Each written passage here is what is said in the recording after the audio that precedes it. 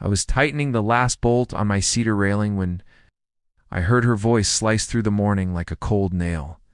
"Pack up that addition. It's sitting on my land." I froze. My father's old flag fluttered above me, brushing the pole like it always did before trouble. I'd dealt with difficult neighbors in my life, but never someone claiming ownership of property I'd legally bought, surveyed, and paid good money to improve. Her stance said everything. Feet planted, clipboard, hugged like a shield. Jaw locked the way people do when they've already decided they're right before hearing a single fact. Something told me this wasn't a misunderstanding. This was an ambush. I set my father's dented coffee mug on the porch railing, the steam twisting upward while my thoughts tangled underneath. The woman who later introduced herself as Gloria Trent, HOA Liaison at large, kept shifting her weight like she was about to lunge across the property line. "You've built too close," she insisted. In this strip, she tapped the ground with a pointed shoe belongs to the HOA's maintained buffer zone. Buffer zone? My land deed had no such term. Inside, a warning thought flickered. Why does she sound rehearsed? Why is she so certain? I walked down from the deck and stood eye level with her. The gravel under my boots crackled with every step. Behind her, the wind pushed through the tall pines like quiet applause for a fight that hadn't even started yet. "My survey shows this is mine," I said as calmly as I could. She smirked slowly, like a teacher hearing a wrong answer she'd been waiting for. "Surveys lie. Patterns don't," she said. Then she motioned behind her. That's when I noticed it. A full irrigation grid installed across the narrow strip running along my property. Sprinklers, drip lines, even marker flags, all placed with surgical precision. My landscapers maintain this zone every year. Everyone knows that. Her tone wasn't neighborly.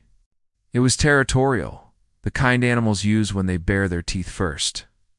Later that afternoon, I walked the disputed area again. The sun dropped low, scattering gold light over the lake behind my barn. My father built that barn with his own hands, and something about standing near it made me see things clearer, like he was still giving me guidance through old lumber and memories. I crouched to inspect Gloria's irrigation lines. Commercial grade.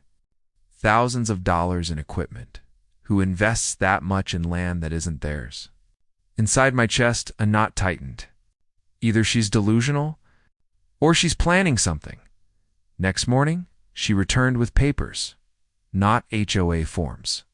Not complaints. Legal filings. A maintenance rights claim signed a month before. I moved in. "You've enjoyed the benefit of our maintained landscape," she said, tapping the papers. "The HOA established this buffer zone years before you came. You can keep your deck if you move it back 14 feet.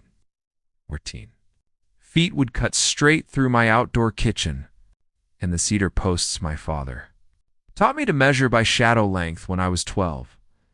My voice cracked without meaning to. "You want me to tear down half my home." She didn't blink. Control was the one language she spoke fluently. Gloria's eyes darted along the line. It's like she was counting soldiers before a battle. People like her never argue facts. They argue authority. And in her mind, HOA rules weren't guidelines. They were gospel. She's not here for compromise. She's here for territory. And she thinks paperwork makes it hers. 3 days later, a county inspector showed up unannounced. Gloria stood behind him like a puppeteer satisfied with her strings. "Possible setback violation," the inspector said, flipping through his notes. My stomach dropped. She'd filed a parallel complaint. I watched her watching me. Her smile didn't reach her eyes. It never had. It was the kind of smile people wear when they enjoy watching others sink. A gust lifted dust from the driveway, swirling it between us like a warning. The lake wind shifted colder. Even the screen door behind me clicked twice, like it sensed a storm. That night, I didn't sleep. I sat on the barn steps, listening to crickets pulse across the field.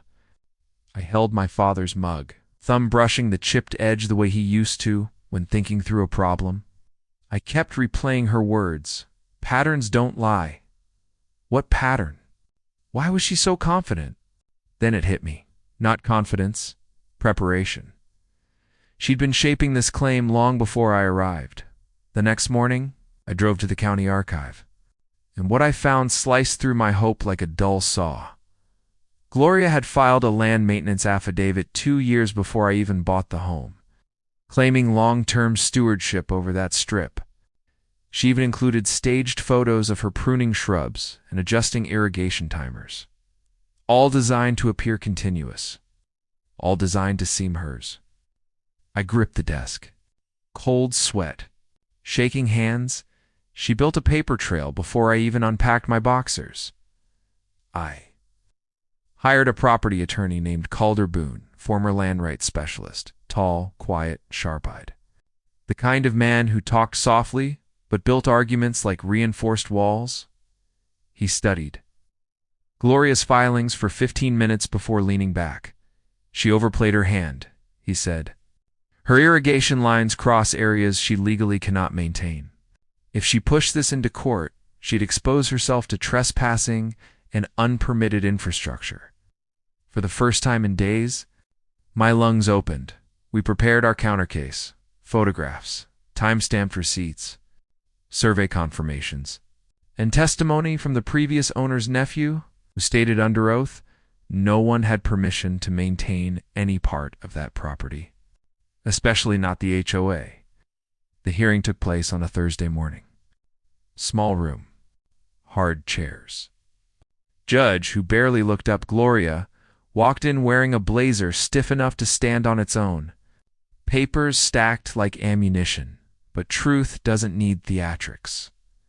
When her attorney claimed continuous stewardship, Calder slid forward a photo, an irrigation valve dated 6 months.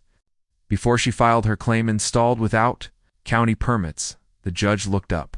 That was the first crack in her wall. Then came the second.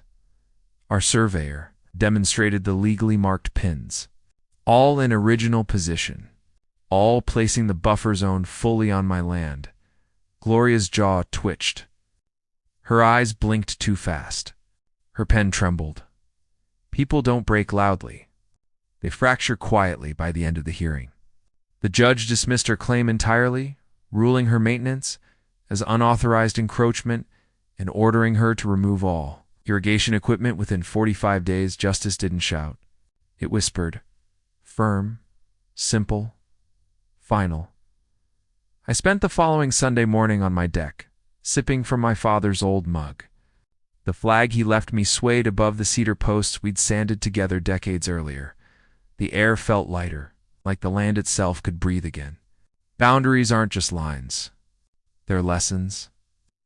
I learned something through all this.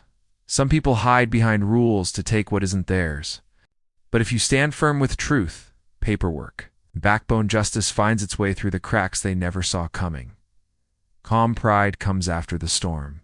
And sometimes, defending what's yours teaches you more than building it ever did.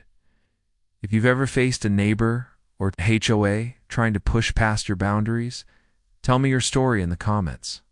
Your voice might help someone else fighting their own battle.